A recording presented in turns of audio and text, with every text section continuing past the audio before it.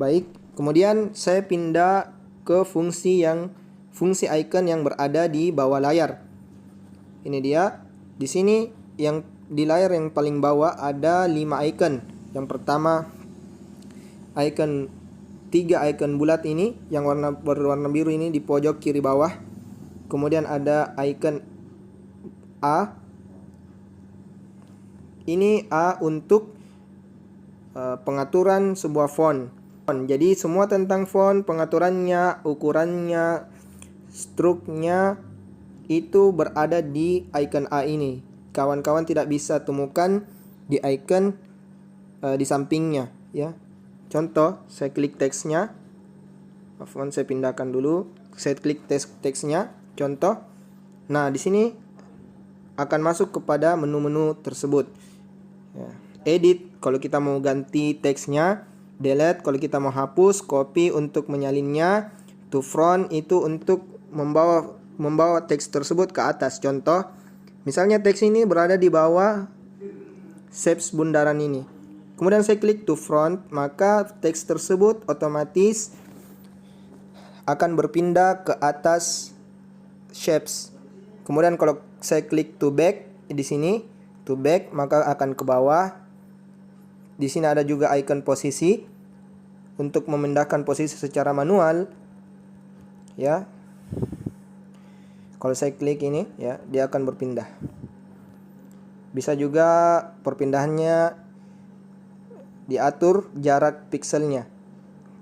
Ya, semakin ke atas semakin luas jangkauannya. Baik, saya centang. Kemudian relative position. Fungsi dari relative position ini seperti kawan-kawan lihat ya. Kalau saya pencet yang icon yang paling di tengah di bawah ini, maka teksnya akan ke tengah. Ya. Nah, kalau saya klik yang di pinggir, maka dia akan ke pinggir kanan. Kalau saya klik icon yang pinggir kiri, maka teksnya akan ke pinggir kiri. Ya. Kalau di pinggir bawah, kalau saya klik, maka tentu teksnya juga akan ke pinggir bawah. Ya. Untuk menengahkan teks, maka saya klik 2 icon yang berada di tengah ini. 1, 2. Nah, centang. Kemudian ada size untuk menentukan ya ukuran besar kecil suatu font tersebut. Ya, ada padding, kemudian color untuk menentukan warna. Ya, sudah kalian tahu. Tekstur di sini nanti kita jelaskan. Opacity untuk transparansi sebuah teks. Ya, rotasi untuk perputaran, ya. Mask nanti akan kami jelaskan. Kemudian font ini untuk merubah font teks, ya. Saya pilih my fonts. Ya. Ini adalah font yang sudah saya install di HP saya. Nih. Kurang lebih di sini ada 560 font. Ya. Contoh saya pilih font Montserrat Black. Maka tulisannya akan berubah seperti ini. Seperti gaya fontnya. Ya, ini dia tulisan contoh. Saya hapus dulu yang lain. Nah.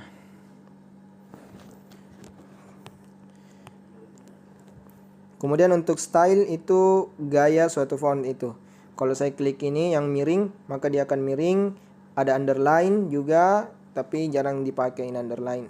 Yang kebanyakannya adalah fitur italic, ya. Kemudian ada curve untuk memiringkan font tersebut, ya, curve begini dia. Fungsi background untuk latar sebuah teks. Ya.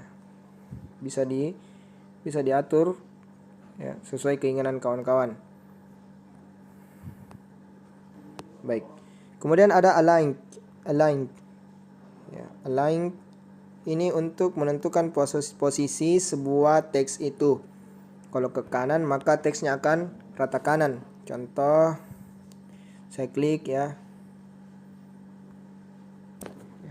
Saya ketik teks contoh surat perjanjian jual beli.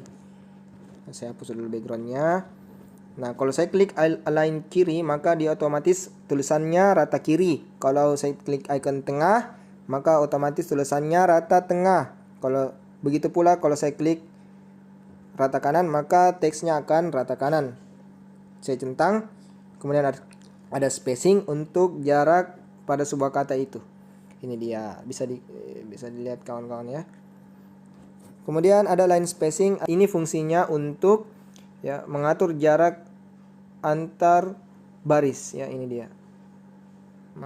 Semakin ke sana, semakin ke sana, maka semakin luas jaraknya ya. Ada stroke untuk garis pinggir, sudah kita jelaskan tadi. Jadi stroke itu jadi pokoknya stroke itu adalah garis pinggir. Shadow untuk menambahkan bayangan pada teks. Saya on kan ya, begini jadinya. Untuk merubah warna shadownya tinggal diganti saja warnanya ya, tinggal dipilih di sini di icon color. Saya centang. Baik, kemudian ada inner shadow untuk bayangan di dalam teks, tapi nanti kita jelaskan. Emboss, perspektif, 3D rotasi, 3D text, 3D shadow, reflection, itu nanti kita jelaskan di tingkatan selanjutnya ya. Jadi pahami dulu yang dasar. Kemudian di samping icon A ini ada yang saya klik ini yang warna icon yang sudah berwarna biru karena saya klik. Ini fungsinya untuk menambahkan shapes, menambahkan gambar, bezier, panah, atau impor sesuatu. Simpelnya, fungsi dari bagian icon ini adalah untuk mengatur shapes atau gambar yang kita tambahkan. Contoh, ini dia, saya tambahkan shapes. Maka di sini nampak pengaturan sebagaimana pengaturan font. Ya, tapi di sini khusus untuk pengaturan shapes, bukan untuk font ya. Jadi kalau mau edit font itu berada di icon A, kalau mau edit shapes itu berada di icon samping A. Ini dia. Baik, jadi kemudian tools-toolsnya sama seperti yang sudah kita jelaskan di samping. Kemudian ada di sampingnya lagi ya, ini ada icon yang kotak ya, kotak bertimpahan. Ada color untuk mengedit sebuah background, warna backgroundnya ya, mengedit warna backgroundnya. Kalau saya pilih hitam ya, contoh saya pilih biru muda, saya centangkan. Transparan ya, ini untuk menjadikan sebuah foto itu bisa di save PNG ya, tanpa latar ya. Jadi kalau kalian ingin men-save tulisan saja tanpa latar, bisa tinggal diklik transparent. Kemudian image size untuk menentukan sebuah ukuran foto tersebut, ukuran backgroundnya, ukuran dasarnya ya, ukuran dasarnya. Untuk postingan Instagram standarnya adalah 1080 kali 1080 ya, seperti ini. Ada image, ini fungsinya untuk menambahkan stok foto yang ada di Pixellab, tapi jarang dipakai ini ya. Yang kebanyakan dipakai adalah from gallery ya, karena kita biasanya ingin foto itu dari galeri kita sendiri ya. Baik, kemudian from kamera, langsung ambil langsung foto dari kamera. Kemudian di sampingnya lagi ada icon yang ada di pojok kanan bawah ini untuk pengaturan background juga ya, pengaturan dasar background. Tapi nanti kita jelaskan ya, nanti kita jelaskan di tingkat lanjutan. Jadi baik, alhamdulillah kita telah ya, membahas sedikit tentang basic tools yang ada di Pixellab. Baik, nanti insyaallah ta'ala kawan-kawan tidak usah bingung, nanti akan diasah terus ya, diasah terus.